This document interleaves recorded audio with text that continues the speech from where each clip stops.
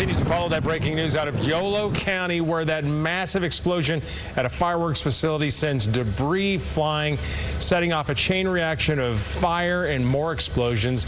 Some people forced to evacuate. Take a look. Livecopter 3 sent in this video after the sun began setting. The area looks like a combat zone with fires still burning, some fireworks still exploding. And tonight, hours after that blast, we still don't know whether anyone was injured or killed in those explosions or fires. Good evening, and thank you for joining us here for our news at 11. I'm Edie Lambert. And I'm Golston Dart. There's a lot to show you here with this. Tonight, the state fire marshal sent in an arson and bomb investigation team. And here's what we know at this hour. This all started around 5:50 this afternoon when a huge explosion happened at a fireworks facility along County Road 23 and County Road 86A. That's in Esparto. That explosion rattled homes for miles, and as the fireworks were launched, they sparked a number of smaller fires in the area. This also triggered a 1-mile evacuation order surrounding that volatile facility. At one point, more than 2,000 PG&E customers lost power. Most of them were restored within the last hour. And so we want to give you a live look at that evacuation area near that 78-acre fire. It initially went all the way out to 505 to the east. It is now south of Highway 16, as you can see here, west of County Road 89 and north of County Road 25. The Madison Migrant Center and the town of Madison are able to repopulate at this point. Evacuation information is available at the Boy Scout cabin that's located in Esparto. So we've put together live team coverage from the fire tonight. We want to begin with KCRA3's Andres Valle. He was the first there at the scene for us. And Andres, we watched this thing together, and it was quite jarring to see. How are things looking now? Well, it's a lot less intense than they were when we first got here around 6 o'clock. So we're standing on County Road 23. This is the evacuation zone. And further down there, that's where fire crews are still blocking the road. And that's where that firework facility is. And so this is where we were standing when that fire first broke out. And this is video from one of the major explosions that really rattled me and my photographer, Alan.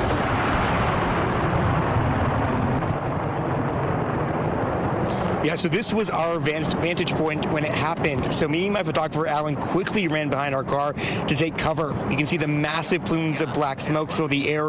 And we even saw some of the aerial fireworks exploding in the sky. It was at this moment we knew we had to get out of this area. That explosion actually did cause some damage to a house further down the road here. And we talked to Patrick Scribner, who says the explosion blew open his double doors and the plaster even came loose because of the sheer force of that explosion. It blew out these French doors, broke all the casings all around it and the lath and plaster. When we first got in, there was plaster all over the over the step here, but there was nothing broken up here, and I couldn't figure out. And then when I went to open the door, it all fell on the inside, and then I figured out what was going on. But that's really the only damage to the whole house. Yeah, so thankfully that was the only damage inside his home. But back out here live, we can smell the fireworks and we continue to hear the pops of those fireworks still going off further down. You can see those fire crews still blocking that area.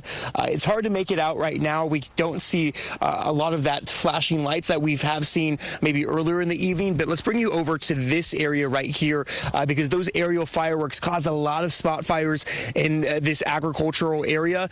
And this one is still burning. So this has been burning since we were first out here live right around 5:50, 6 p.m. We've seen fire crews tend to it, but I think they're going to let this pile of hay continue to burn throughout the evening. But that just kind of shows you the magnitude of the disarray that this firework facility caused, because we're about 2.5 miles away from the facility standing right here, and we're having a fire that started just as far from where the facility is. We don't know how much longer those fireworks will continue to pop off, but again, it's something we'll be watching throughout the rest of the evening and give you any updates as we learn them. Reporting live here in Yolo County, Andres Valle, KCRA 3 News. Andres, thank you. And of course, there are still concerns there could be fireworks that were launched that have not yet exploded out there. KCRA 3 was the only local station that was live over this fire, getting images from Livecopter 3 as the scene unfolded. We've combined some of that video from the air with sound from the ground from those exact moments to give you a real feel for the intensity of that scene. At around 6:20, Live Copter 3 first arrived at the scene. This was about a half hour after the initial explosion, and you could see how far the debris was thrown. This fire creating a cloud of smoke that could be seen for miles. We also spotted a lot of fireworks shooting off in the burn zone, launching and exploding. And then at around 6:41, a large explosion rocked the scene as the fire reached a new section of fireworks. That blast put up a new plume of smoke. And about 20 minutes later, we saw the fire getting into the largest still intact building. Moments later, flames were shooting from one end and smoke begins pouring out when another even larger blast, this one creating a huge ball of fire and sending more debris flying. Hours after the initial explosion, we could still see some smaller fireworks igniting and the fires still burning. And of course, this was especially frightening for those living near the blast. Yeah, can you imagine? Well, look at this. A KCRA 3 viewer who had a camera ready sent us video moments after that initial explosion. Scooch back, scooch back. Oh my God, Nick. That's not fireworks, you guys. Nick. Get us away, get us out of here. What is this? So that's the initial explosion that started the whole incident. Now, in that video, you can hear the last rumblings of that explosion and then that giant cloud rising in the sky. And then you can hear the concern in the voices of the children and the adults not knowing exactly what caused that blast at the moment. Yeah, of course, hard to make sense of that as it's unfolding. For more, let's go to KCRA 3's Carolina Estrada. Yeah, so right now I want to give you guys an idea of where we're at. We are at the Dollar General store that's off County Road 86A and Highway 16. This is where law enforcement has set up their command center. Just take a look behind me right now. As we were live, we saw more Yolo County Sheriff's deputies arriving here on scene, so still very active. Multiple agencies have been responding to this explosion here. We also see PG&E trucks, so everyone is actively working right now to monitor this situation. Now, fire officials do tell us that tonight no one will be allowed into this area as they continue to monitor what's happening. This is under evacuation here in Esparto, and it could be several days until people are allowed back in as they continue their investigation. Now, this investigation, the state fire marshals are the ones in charge of it, but we did have an opportunity to talk to CAL FIRE. They say overall the multiple spot fires burned about 80 acres, and they say it all started at a warehouse facility where they had fireworks. When fire crews responded, it was fully engulfed in flames. So they're still actively dealing with the situation, and this is where they say their efforts stand tonight. Take a listen. We were able to mitigate and contain the surrounding spot fires, and currently we have crews maintaining a safe perimeter around the area. We're not investigating anything criminal at this time. It's very preliminary on what we have going on at this time. It's a very active scene still. I can tell you that we have our drones in the area still assessing of just the damage and what's going on. So that's why we can't provide too much info. We just don't have too much to give at this time. Officials tell us they're kind of waiting for the scene to cool down to then be able to safely sending explosive experts who are then going to start that investigation. Now, while we've been out here, we have seen people showing up and gathering, asking for people that they say worked or were around the area when this explosion happened. They're talking with Yolo County Sheriff's deputies right now, but we did ask them, and it's important to be clear, we asked them about deaths and injuries. They say they don't have any information right now. Of course, as soon as we have that, we'll make sure to bring you that. But again, as of right now, people in the Esparto area are not going to be allowed in, and it could be several days as they continue this investigation. Live in Esparto, Carolina Estrada, KCRA 3 News. Back to you guys. So, Carolina, just to be clear, it sounds like there are people who are reporting that there are folks who are missing. They're concerned about folks who are missing right now. Yeah, we actually talked to a woman who showed up, said she's looking for some of her family members that were in the area when these explosion happens. So right now they're talking to Yolo County Sheriff's deputies and getting that information, trying to figure out where their family members are. They tell us that they have been trying to contact them, haven't gotten any response, but it's still very early on in this investigation, and authorities have not confirmed any injuries or any deaths, so they're still trying to figure out where their family members are. Absolutely, but we know that that property was a mix of some commercial and residential use. Carolina, thank you. And tonight, Governor Gavin Newsom said his office is monitoring the fire and explosions, posting this.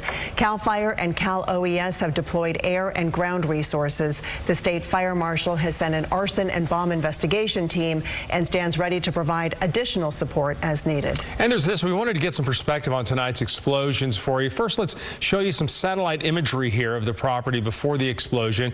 On the bottom left there, you can see 2 homes and a pool, and then we counted around a dozen other buildings on the property, which is then surrounded by ag land. So this is what it looks like. Now let's show you a side-by-side with an image about 2 hours after the explosion happened today. And after watching explosion after explosion, you can just tell, and we see many of those buildings and those containers had fireworks inside. And this video from Live Copter 3 is just before 8 o'clock tonight, and you can see the property is mostly leveled. It just looks like a mini war zone right there. We did pull some records showing that a professional fireworks company has links to this address. It's a company called Devastating Pyrotechnics, which was, according to its website, shows that they have more than 30 years of experience with shows across the Bay Area and California. At this point, we have not confirmed that they were in fact involved. We did reach out and contact the company, but have yet to hear back from anyone. And according to a news release from the city of Marysville, this company had been handling the Yuba Sutter fireworks show that was scheduled for the 4th of July at Riverfront Park. We have not heard if that event is still happening. So let's bring in our meteorologist, Heather Waldman, for a look at the scope of the fire, especially with the fireworks launched into dry surrounding areas. Right, and especially considering that some of these fireworks may not have detonated yet. We think that's part of why these evacuation orders were expanded to the south about 45 minutes ago. So the southern area, that's what was added recently. This area to the north, that was the original evacuation order. This is CAL FIRE's incident page. They are calling this fire the Oakdale fire, but everything associated here all relates back to that fireworks facility. This is where that facility is, right along County Road 23, and you can see the areas outlined in red and shaded in yellow. That's where the fire has actually burned. So you can see some spotting here along a street, also the next block over, and another spot fire here. We were talking with our Live Copter 3 pilot, Dan Oppenheim. He estimated that spot fire a good 2 to 3 miles away from where the original fire began. So not unusual to have spot fires. Very unusual to have spot fires started by live fireworks. Now, at the time that these explosions and the resulting fires were going off, air temperatures were in the mid to upper 90s. There was a bit of a breeze, but this was much more about what was burning than how the weather was really affecting it. The weather didn't make it all that much worse, but our satellite image here shows smoke that you can see all the way from space. National Weather Service radar also picking up on that smoke plume there. You can see it just after 5:30 this afternoon. Air quality overall okay. We're not seeing any concentrated areas of poor air quality. Of course, we're talking about a lot of smoke and the heavy metals within those fireworks. That'll certainly be part of the investigation for air quality and for whatever is in the soil around the area too. Back to you. All right, Heather, thank you. We have much more coverage of this fire on our website, kcra.com, and on the KCRA 3 app. You'll find information from our crews on the ground and in the air.